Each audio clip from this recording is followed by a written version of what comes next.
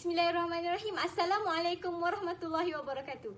Kami daripada IPG Kampus Darul Aman pada hari ini akan membentangkan showcase dan perkongsian maya yang berkaitan dengan tajuk Kapasiti Pedagogi Pembelajaran Bermakna atau kita dikenali sebagai KPPB bagi Meja Pendidikan Islam PISMP Semester 1.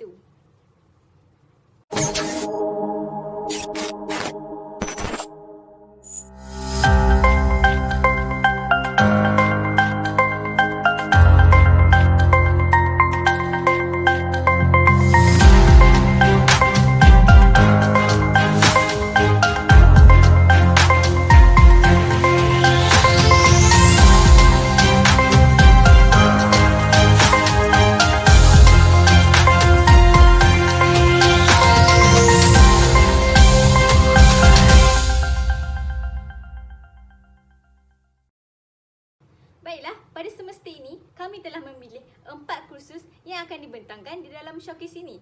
Setiap kursus ini mempunyai kriteria tugasan yang berbeza mengikut setiap kursus.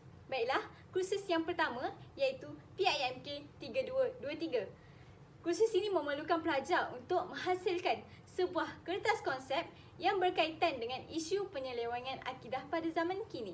Yang kedua, kursus PIMK 3233, pelajar ditugaskan untuk membentangkan ulasan kritis berkaitan dengan hukum tajwid mengikut riwayat Imam Hafs Al-Asim. Okey, seterusnya, pelajar perlu menulis sebuah penulisan berkaitan dengan teori perkembangan kognitif, sosio-emosi dan bahasa yang telah dipelajari dalam kursus PIMK 3103.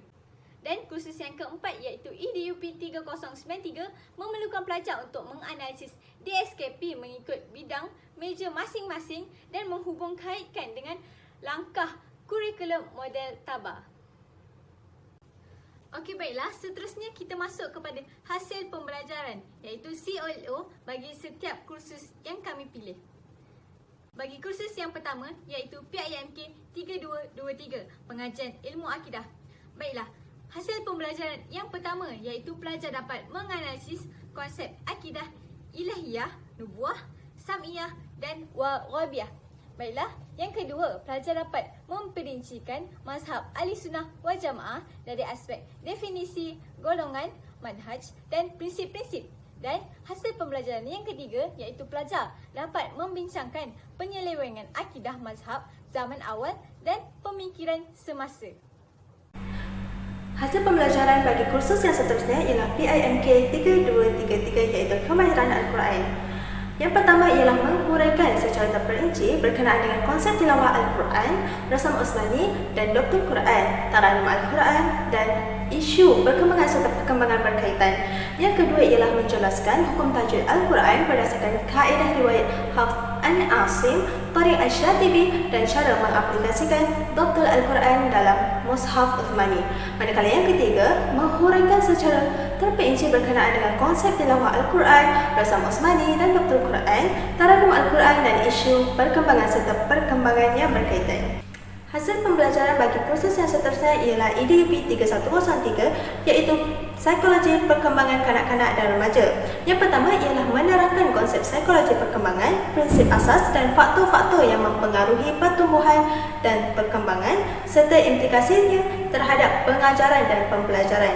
Manakala yang kedua ialah menghubungkaitkan teori-teori perkembangan kognitif dan bahasa serta sosio-emosi dari peringkat kanak-kanak hingga remaja dengan implikasinya terhadap pengajaran dan pembelajaran. Manakala yang ketiga ialah menganalisis perkembangan fizikal, moral, gender, personality, konsep kendiri dan kategori serta ciri-ciri kanak-kanak berkeperluan pendidikan khas dan implikasinya terhadap pengajaran dan pembelajaran.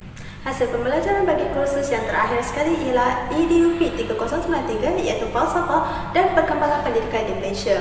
Iaitu yang pertama menjelaskan konsep asas falsafah, cabang-cabang falsafah, falsafah pendidikan, pandangan ahli falsafah Islam, Barat dan Timur terhadap sumber ilmu dan pendidikan secara menyeluruh.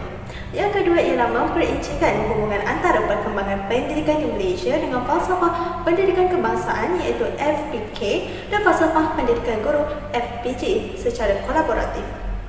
Yang ketiga pula ialah menganalisis model kurikulum dan pelaksanaan perkembangan kurikulum di Malaysia berpandukan pelbagai sumber literatur. Manakala yang keempat ialah menilai secara kritis tentang kepentingan pendidikan kewarganegaraan global, inisiatif terkini dalam perkembangan pendidikan dan membukainnya dengan falsafah pendidikan kebangsaan iaitu MPK. Memandangkan kita telah mendengar berkenaan dengan hasil pembelajaran dalam setiap kursus, jadi apakah hasil pembelajaran yang kita dapat rangkaikan dalam setiap kursus tersebut? Jadi, bagi kursus PIMK 3223 adalah membincangkan penyelewengan akidah mazhab zaman awal dan juga pemikiran semasa. Manakala bagi kursus PIMK 3233 adalah menjelaskan hukum tajwid Al-Quran berdasarkan kaedah riwayat Hafs an Asim Tariq Asy-Syatibi dan cara mengaplikasikan tab Al-Quran di dalam Mushaf Uthmani. Manakala bagi kursus EDUP 3103 adalah memperkaitkan teori-teori perkembangan kognitif dan bahasa serta sosio-emosi dari peringkat kanak-kanak hingga remaja dengan implikasinya terhadap pengajaran dan juga pembelajaran. Manakala bagi kursus yang terakhir iaitu EDUP 3093 adalah menganalisis model kurikulum dan pelaksanaan perkembangan kurikulum di Malaysia berpandukan pelbagai sumber literatur. Big idea adalah pendidikan berkualiti teras kemenjadian murid. Seterusnya, essential question. Pertama, PIMK 3223 iaitu bagaimana pelajar dapat memastikan pendidikan berkualiti teras kemenjadian murid melalui bidang akidah. Kedua, PIMK 3233. Sejauh manakah pelajar dapat mengemukakan satu ulasan kritis yang berkesan dan menarik berkaitan hukum tajwid, seterusnya dapat melahirkan bakal guru yang berkualiti yang menjadi tonggak kepada kemenjadian murid. Seterusnya, EDUP 3103. Bagaimana kemenjadian murid dari aspek teori perkembangan murid memberi implikasi terhadap pengajaran dan pembelajaran yang berkualiti. Akhir sekali iaitu EDUP 3093, sejauh manakah model kurikulum dapat menjelaskan peranan guru dalam pelaksanaan pendidikan berkualiti bagi memastikan kemenjadian murid. Baik, kesimpulan menerusi penerapan model KPPB kita dapat berikan kepada 3 aspek iaitu konsep 6C, konsep 3R dan konsep 3E. Konsep 6C iaitu critical thinking, creative thinking, collaboration, communication, character and country. Seterusnya konsep 3R iaitu rigor, relationship and relevant. Konsep 3E, engagement, enhancement dan extension, di mana aspek dan konsep ini akan kami bawakan di penerangan pengalaman pembelajaran sepanjang kami berada di SEM ini.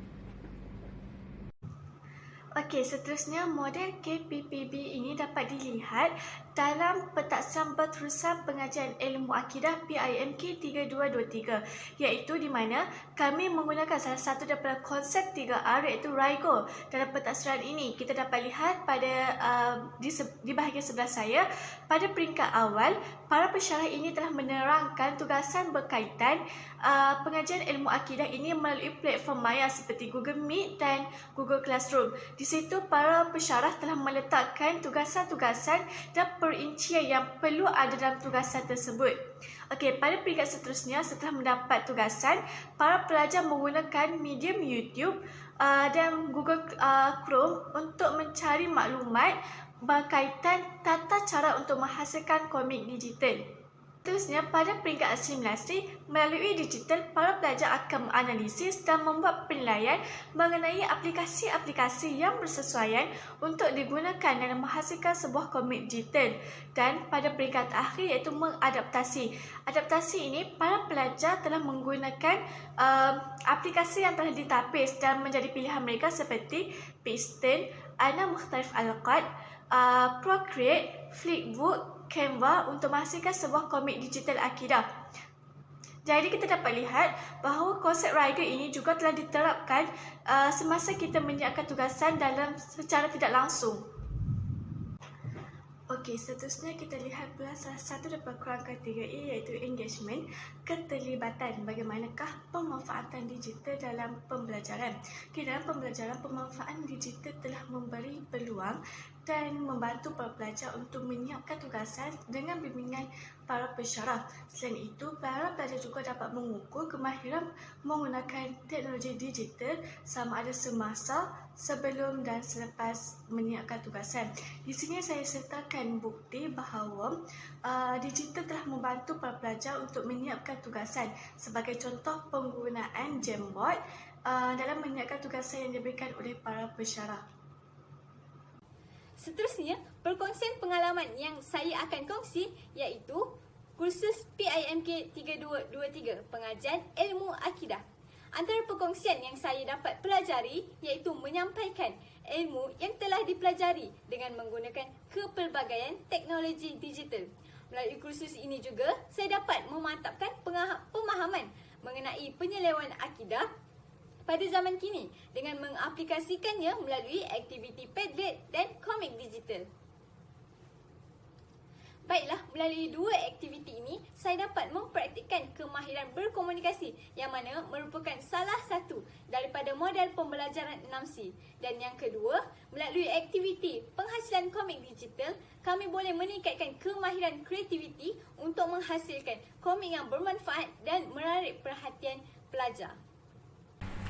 Baiklah, sebentar tadi, Saudari Bashiratul Ain telah berkongsi pengalamannya sepanjang mempelajari PIMK 3223. Kali ini merupakan giliran saya untuk berkongsi pengalaman sepanjang mempelajari kursus PIMK 3233. Jadi, apa yang saya peroleh ialah saya dapat mempelajari teknik taranum Al-Quran melalui pelbagai medium. Antara salah satu medium tersebut ialah aplikasi YouTube, yang mana ia juga merupakan salah satu inisiatif lain untuk belajar selain daripada proses PDP. Selain itu, saya juga dapat mempraktikkan cara baca riwayat Hafs dalam kehidupan seharian dengan betul.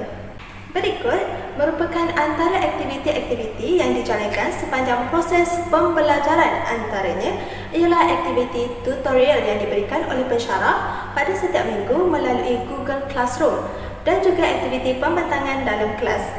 Melalui aktiviti-aktiviti tersebut, secara tidak langsung elemen 6C dapat diterapkan dan juga dapat dipraktikkan. Oleh itu, saya dapat meningkatkan kreativiti dengan menghasilkan tutorial melalui pelbagai cara, sama ada dengan membuat video, pembentangan dalam kelas dan sebagainya.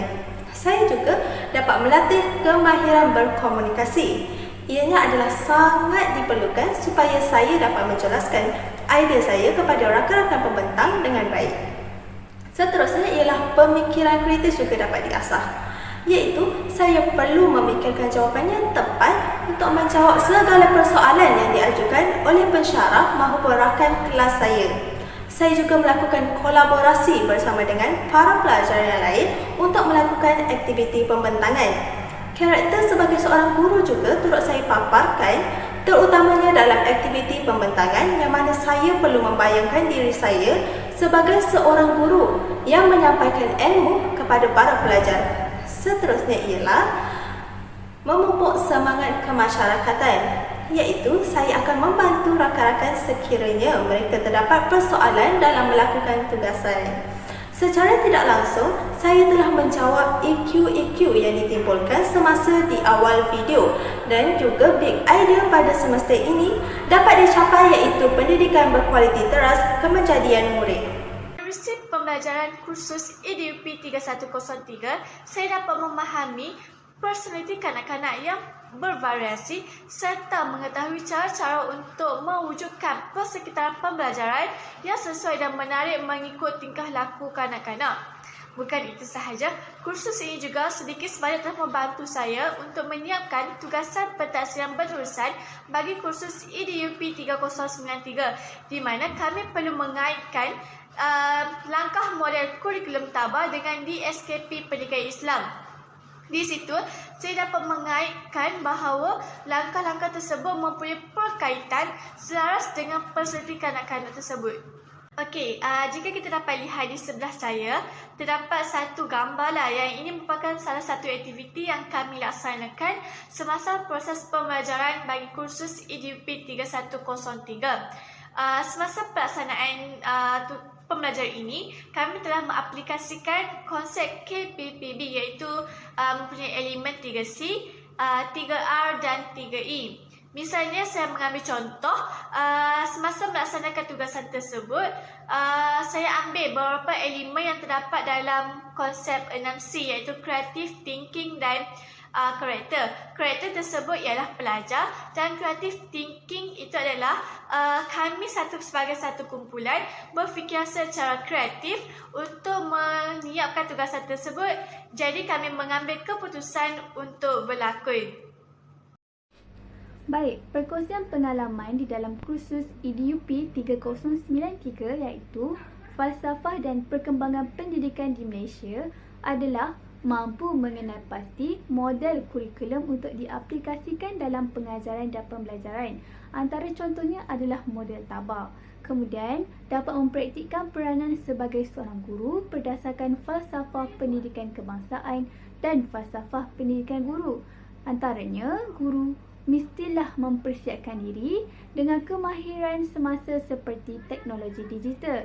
Guru juga perlu mempersiapkan diri dengan nilai-nilai murni seperti sifat penyabar, penyayang dan kasih kepada pelajar. Antara aktiviti yang kami jalankan sepanjang berada di dalam kursus EDUP 3093 adalah penggunaan aplikasi YouTube, Canva atau PowerPoint. Terdapat juga pembentangan di hadapan kelas, galeri work dan kuis. Kami telah menggunakan kapasiti pedagogi pembelajaran bermakna iaitu konsep 6C, 3R dan 3E.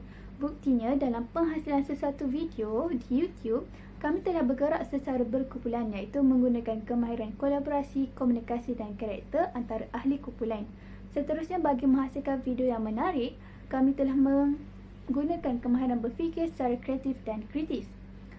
Dari aspek kenegaraan pula, seperti kita sedia maklum, di aplikasi YouTube, orang ramai dapat mengakses video yang kami bawakan sama ada orang tersebut di dalam ataupun di luar negara. Jadi, orang di luar negara yang melihat video-video kami akan memikirkan bahawa negara Malaysia juga telah mencapai satu kemajuan. Ini adalah satu bentuk cara yang menaikkan lagi nama negara ke peringkat yang baik dan dikenali sebagai negara yang juga maju dan mampu bergerak seiring dengan negara-negara hebat yang lain.